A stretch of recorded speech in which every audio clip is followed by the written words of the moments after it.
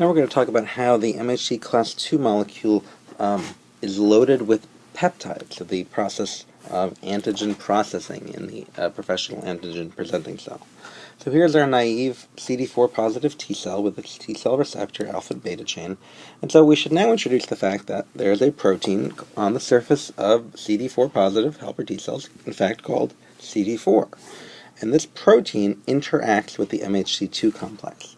Well, finally, let's introduce what the MHC complex looks like. So MHC class II is made of two proteins, the alpha chain and the beta chain.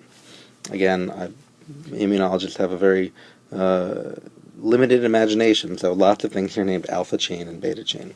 And here we go again. So MHC class II, alpha chain and beta chain. These are the two proteins that make up the MHC class II molecule.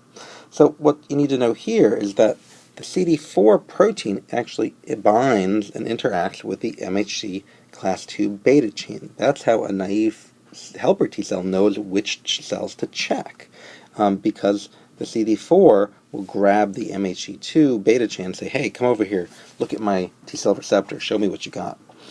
And so the T cell receptor alpha chain interacts with the alpha chain of the MHC class II, and the beta chain of the T cell receptor interacts with the beta chain of the MHC class II. And if there's a peptide in there, well, that peptide is going to be checked to see if it interacts with the peptide binding pocket of the T cell receptor. If it doesn't interact, that's okay. This T cell will go away and look for another peptide to bind. So let's talk about how peptides end up being processed and loaded onto MHC class IIs. So remember, this is a professional antigen presenting cell. It could be a B cell or a dendritic cell or macrophage. All of them are able to take in pathogens, or anything actually, truthfully, by endocytosis, phagocytosis. If you bind a self or non-self stuff. So macrophages and dendritic cells actually are eating your dead and dying cells all the time. They can also be eating and phagocytosing pathogens. So you have the ability to bring both self and non-self molecules into your endocytic vesicles and break them down. The endocytic vesicles fuse with lysosomes, they become acidified, they're proteasomes, reactive oxygen species. You break down whatever you eat in these vesicles, and eventually you will have some peptides, short chains of amino acids. Now we have to get those peptides onto the MHC class II. How are we going to do that? Well, let's revisit the rough ER, right, which is where membrane proteins, or proteins destined for the extracellular or the plasma membrane, are going to be made. Right? And in fact, that's where you make the MHC II complex. So the protein is translated into the membrane of the ER, just like MHC class I. But there's a problem here, right? And that problem is the presence of MHC class I, right? These cells, professional antigen presenting cells, they also make class I molecules, right? Because they can also be infected by viruses in their cytoplasm. So this presents a problem. What's the problem? Well, we know how class I peptides are created, right? The proteins are broken down in the cytoplasm by the proteasome, and those peptides end up being pumped into the lumen of the ER using the TAP transporter complex.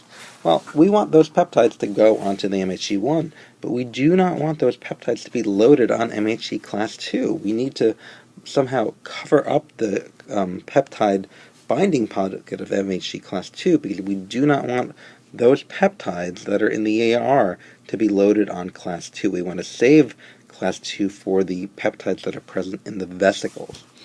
So how does the cell know to keep it covered? Well, there's a protein called the invariant chain protein. And this protein is made in the lumen of the ER, and it binds very nicely into the peptide binding pocket of the class II, and it blocks any peptides from being loaded. So this is great, because we can prevent peptide loading of MHC class II in the ER. So while the class I molecule gets loaded and that buds off and goes to the plasma membrane and presents peptides to CD8 cells, the class II complex, right, that's going to butt off into a vesicle, and that vesicle will actually fuse with those endocytic vesicles that contain the peptides. And something very interesting happens here. Since those endocytic vesicles that have the broken down proteins, it's got a lot of nasty things in there, like proteases, and what else? It's got a low pH usually. So these vesicles are, due to proton pumps, these vesicles tend to have a low pH, or they're acidified. And that invariant chain protein is very sensitive to acid. So upon exposure to acid from the endocytic vesicle, after the fusion of these two vesicles, the invariant chain actually breaks apart into little tiny pieces. And you're left with a peptide stuck into the MHC class II called the CLIP peptide, or the class II associated invariant chain peptide. That's mentioned. The name is in your textbook on page 141. So now we just have this little placeholder peptide holding a spot for our peptides that we have generated from whatever we've endocytosed.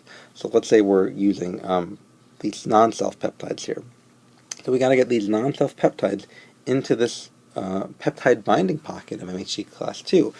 But CLIP's holding the space for us. Well, we got to get CLIP out of there. So there's another protein complex in the membrane of these vesicles called the HLA-DM protein complex.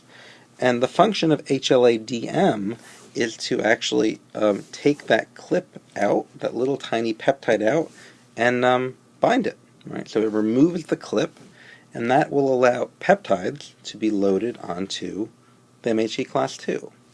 And now we can send the MHC class II molecule to the plasma membrane, and we can show that to any of the CD4 positive helper T cells that happen to be swimming by in the area. And that will check the peptide.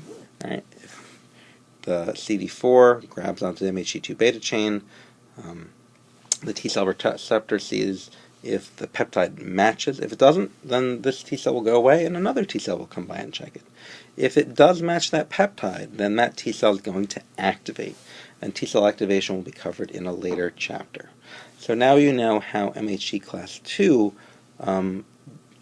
molecules are loaded with peptide, where those peptides come from, and the proteins involved in peptide loading for MHC class II.